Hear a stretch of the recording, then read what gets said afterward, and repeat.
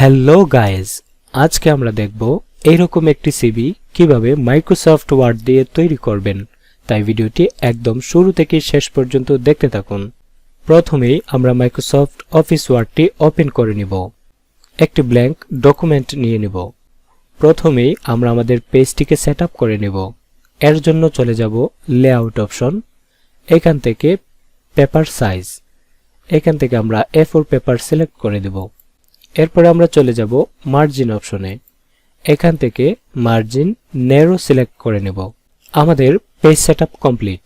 এবার আমরা চলে যাব হোম মেনুতে, এখান থেকে আমরা আমাদের ফন্টটিকে সিলেক্ট করে নেব। ফন্ট সাইজটিকে আমরা 24 করে নেব এবং ফন্ট কালারটি আমরা ব্ল্যাক করে দেব। আমরা এখানে ক্যাপিটাল লেটারে লিখে দিব কারিকুলাম বাইটা। এটি লেখা হয়ে গেলে আমরা এটিকে সেন্টার করে দেব। এরপরে আমরা লেখাটিকে বোল্ড করে দেব। এবার আমরা এন্টার প্রেস করে নিচে চলে আসব এবং এটিকে লেফট সাইড করে দেব, বোল্ড উঠিয়ে দেব এবং ফন্ট সাইজটিকে আমরা 16 করে দেব। এখানে আমরা লিখব নেম। আমরা কিবোর্ড থেকে ট্যাব প্রেস করে রাইট সাইডে চলে আসব।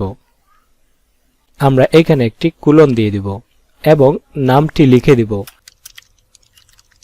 নামটি লেখা হয়ে গেলে এন্টার দিয়ে নিচে চলে আসব এবং এখানে ফাদার্স নেম লিখে দেব। পুনরায় ট্যাব প্রেস করে করে রাইট সাইডে চলে আসব এবং এখানে একটি কোলন দিয়ে দেব এবং ফাদার্স নেমটি লিখে দেব। এরপর আমরা আবার এন্টার দিয়ে নিচে চলে আসব এবং মাদার্স নেম লিখে দেব। আমরা পুনরায় ট্যাব প্রেস করব। আমরা যদি এভাবে ট্যাব বারবার প্রেস না করতে চাই, এর জন্য আমরা চলে যাব প্যারাগ্রাফ অপশনে এবং এখান থেকে লাইন স্পেস, এখান থেকে আমরা নিচে যে ট্যাব অপশনটি দেখতে পাচ্ছি আমরা ট্যাবে ক্লিক করব। এখান থেকে আমরা একটি ট্যাব প্রেস করলে কতটুকু দূরত্বে যেতে চাই এটি এখানে সিলেক্ট করে দেব 2.5 এবং ওকে করে দেব।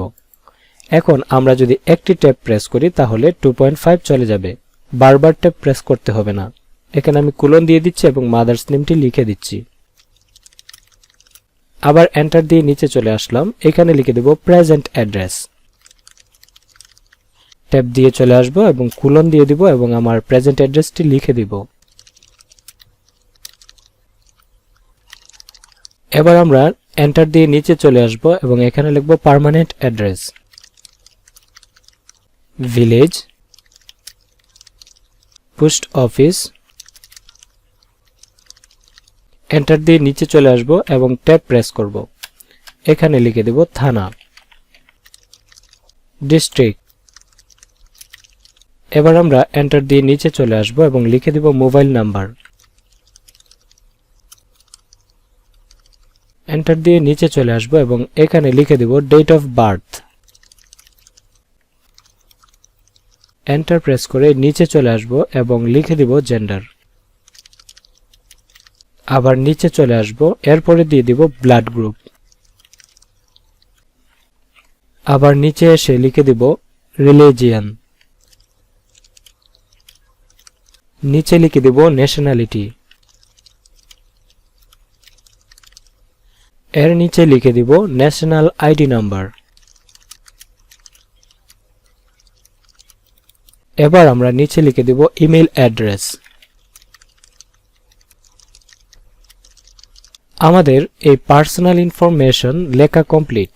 এবার আমরা লিখব এডুকেশনাল কোয়ালিফিকেশন। এর জন্য আমরা নিচে চলে আসব এবং এখানে লিখে দিব এডুকেশনাল কোয়ালিফিকেশন। আমরা এখানে একটি টেবিল ড্র করব। এর জন্য আমরা চলে যাব ইনসার্ট অপশনে, এখান থেকে সিলেক্ট করব টেবিল। এখানে আমি 5টি কলাম এবং 4টি রো নিয়ে নিব। প্রথম কলামে লিখে দিব ডিগ্রি, পরের কলামে লিখে দিব গ্রুপ, এর পরের কলামে লিখে দিব বোর্ড, এরপরে লিখে দিব পাসিং ইয়ার, এরপরে লিখে দিব রেজাল্ট।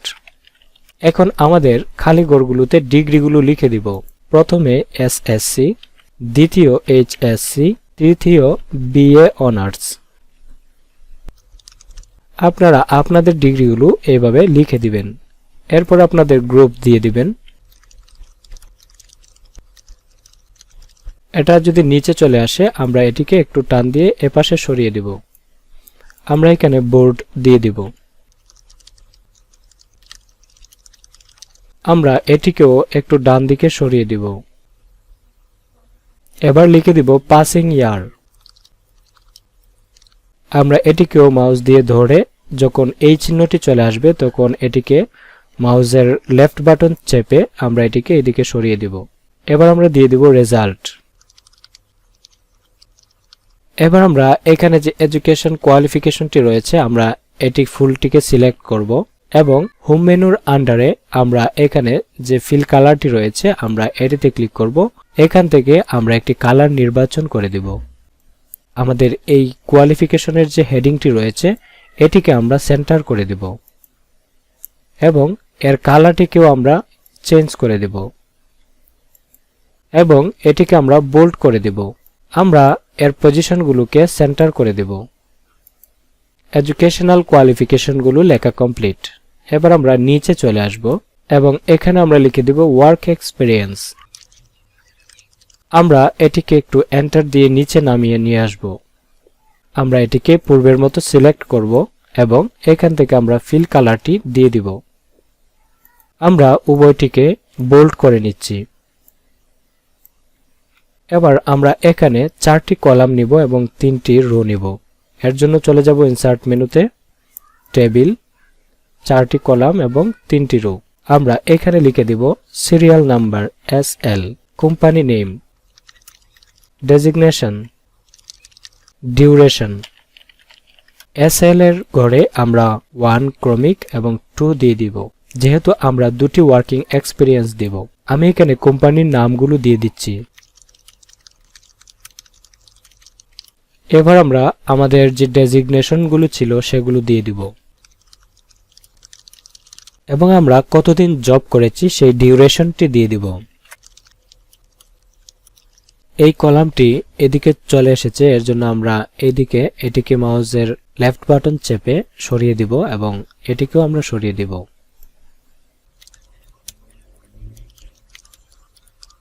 আমাদের ওয়ার্কিং এক্সপেরিয়েন্স উল্লেখ করা কমপ্লিট।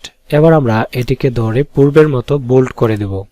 চলে যাব হোম মেনুতে, এখান থেকে বোল্ড করে দিব অথবা কিবোর্ডের Ctrl+B প্রেস করেও বোল্ড করতে পারবো। এবার আমরা এর কালারটিকে পরিবর্তন করার জন্য চলে যাব ফিল কালার। এখান থেকে আমি এই কালারটি নির্বাচন করে দিচ্ছি এবং এই লেখাগুলোকেও আমি সেন্টার করে দিচ্ছি। এবার আমরা লিখে দিব কম্পিউটার স্কিল।